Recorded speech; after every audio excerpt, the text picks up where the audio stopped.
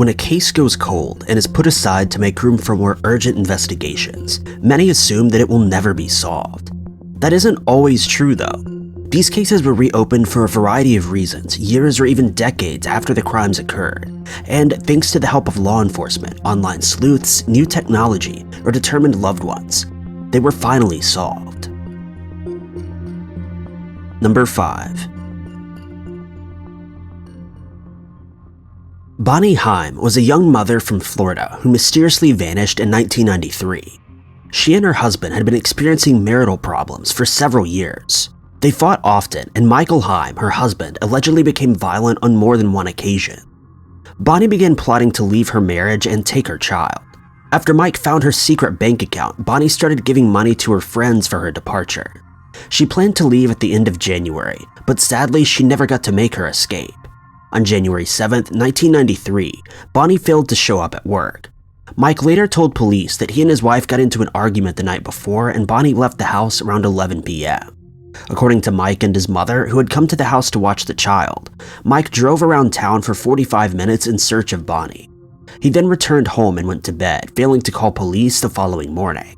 Instead, he called in sick to work. Officers suspected Mike had something to do with his wife's disappearance, a theory that was only encouraged by the statement of the couple's young son. Aaron told police that he'd witnessed his father harm his mother on several occasions. Mike was interrogated as a suspect, but officers were unable to hold him without evidence. The case went cold as Bonnie's disappearance remained a mystery. Their child, Aaron, was later adopted by another family. Aaron later filed a wrongful death lawsuit against his father, even though his mother's remains had never been found. In 2005, Aaron was successful in winning the suit and was granted a $26.3 million settlement against Mike. This settlement also included the family home, which Aaron had not seen since he was 4 years old. In 2014, Aaron and a friend of his began renovations on the home. Due to an issue with plumbing and pipes buried in the backyard, Aaron began digging, and soon he stumbled across something he never expected.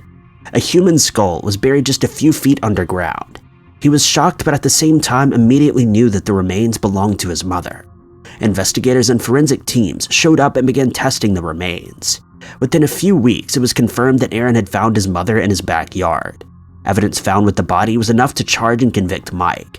The case was finally solved after the biggest piece of evidence was staring everyone in the face for 21 years. Number 4. 22-year-old art student Wendy Hallasan mysteriously vanished in 1968. It was a regular Sunday like any other when Wendy decided to take a trip to a store in mid-Wilshire, Los Angeles to purchase a hairdryer. She left her home and her family waved goodbye, and none of them were aware of the tragedy that would soon follow. According to witness reports, Wendy made a stop at a thrift store before driving to her original destination. Additionally, witness reports claim that Wendy was seen pumping gas at a local station later that day. This is the last time that she was ever seen. She never returned home that night, and her family made a few calls to law enforcement, who encouraged them to be patient and call in the morning if she still hadn't returned home.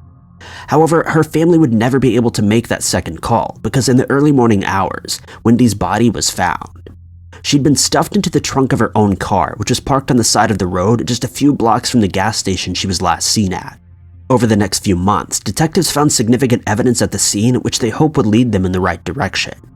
4 men were considered leads during the investigation, but thanks to complications with evidence, apparently authentic alibis, and overall slow progress of the case, it went cold. In 1998, an officer was assigned to reopen the case and found DNA traces that, with new technology, could be tested against the original 4 suspects. However, DNA tech was in its early stages in the late 90s, and the case was stalled again after no matches turned up. For the next several years, Harry Clan Jr., an LAPD criminalist, Richard Bingston, an LAPD detective, and Peter Berman, former head deputy district attorney, worked on Wendy's case. In 2016, Klon suggested that DNA samples be tested again, this time taking advantage of new technology. When the results came in, the whole team were shocked and relieved. The DNA matched a man named Edwin Dean Richardson. Edwin was arrested for taking the life of a young woman in Ohio. He apparently bragged about taking the lives of various other women as well, and in 2006, he was sentenced to life in prison at the age of 76. The newfound evidence was enough to charge Edwin with an additional crime. Much to the dissatisfaction of the investigation team, though, by the time the match was found, Edwin had been deceased for 4 years. He passed away while in prison and wouldn't have to face justice again. Without a real trial, detectives can't say whether or not Edwin was truly guilty in this case. They did go back into the files and compare details with those of Edwin's other crimes. Apparently, the crime scenes and series of events were almost identical. They added the fact that the DNA was found inside Wendy's body and matched Edwin, which makes it pretty clear that he was responsible. Wendy's surviving family members visited the LAPD to review the new information in the case. While no charges were filed, the family found peace and solace in the fact that answers would finally be provided to them. Even if the suspect managed to escape justice, there was still a glimmer of hope in the fact that he did serve time and pass away while behind bars.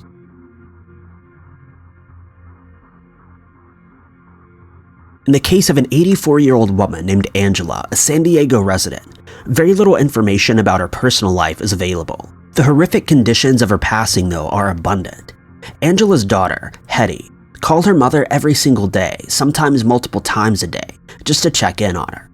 On February 28, 1992, Hetty and Angela had a nice, typical conversation over the phone.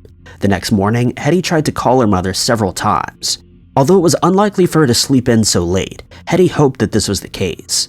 As the morning transitioned into the evening, Hetty grew more concerned about her mother's silence and drove to her house. As she pulled up, she noticed a few details of the property that clearly showed something was going on. She entered the home and was faced with the traumatic discovery of finding her mother on the floor, lifeless. The following investigation revealed that a suspect had broken into Angela's bedroom window to get in, and then assaulted and attacked her before taking her life. Once again, DNA testing was not as effective then as it is today, so when officers found traces of a man's DNA, there was very little that they could do to locate a match on a database. The case went cold, but as you'd expect, the truth seemed like a vague target in the distance. After 2 decades, though, the case was reopened as part of a massive cold case project. The DNA samples found at the scene were entered into new and improved databases. The results came back to show the samples matched a man named Jeffrey Falls, who actually lived across the street from Angela when the crime occurred. Investigators used familial DNA to link Jeffrey's brother to the crime. He was eventually cleared and officers moved on to testing tissue samples from Jeffrey that had been saved by a coroner. The samples matched perfectly, and officers announced the breakthrough in 2017, about 25 years after the crime. Angela's son and daughter were relieved to hear the news. Even if Jeffrey didn't have to face justice, at least the long-burning questions they had were finally answered. Number 2. 21-year-old Deanna Baldwin was your typical college student. She studied hard to make good grades and was eager to see her future. She only had about 8 more hours before she could be an official graduate of Arizona State University, when she was tragically taken from this world on January 7, 1978. That afternoon, Deanna had dinner with her parents before meeting a few friends at a local bar. She was out with her boyfriend, and his brother visited her apartment and found she wasn't home. Her boyfriend decided to take his brother home before returning to the apartment. Her friends later reported that they'd watched as Deanna left the bar in a fairly sober state. A short while later, when her boyfriend returned, he saw her car in the parking lot, which confirmed that she was back home. He went to her apartment using his spare key to unlock the door and was met with a gruesome scene.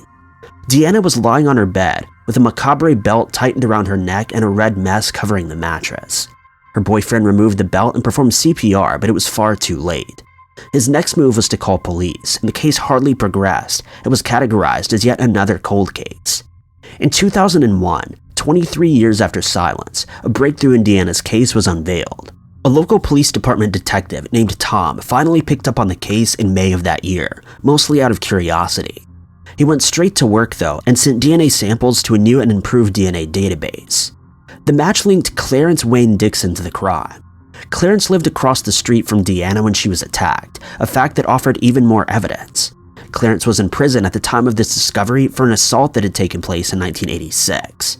He had a lengthy criminal background involving many various assaults and crimes against young women. Even more details that would later help convict the suspect. In November of 2007, Clarence was charged an additional 30 years for the case and began the trial process. In January of 2008, the jury took only 20 minutes to reach an agreement that found Clarence guilty and sentenced him to the death penalty. Number 1.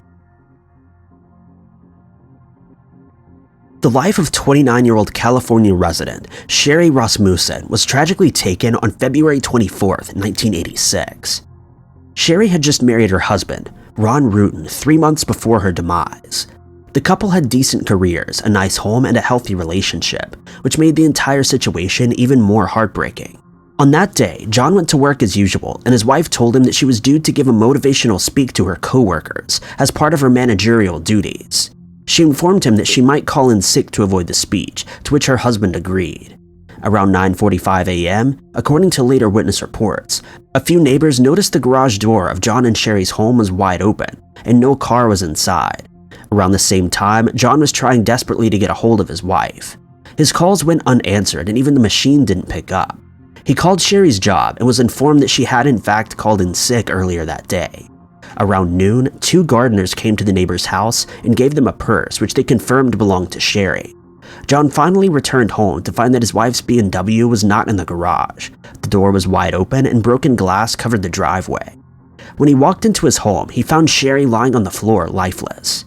He found that there were no signs of a break-in, but Sherri had been hit with a large vase, and a bloody handprint covered the panic button, so there was at least an attempt to restrain Sherri. 3 wounds were also found in her head. She was also covered in bruises and, oddly enough, bite marks.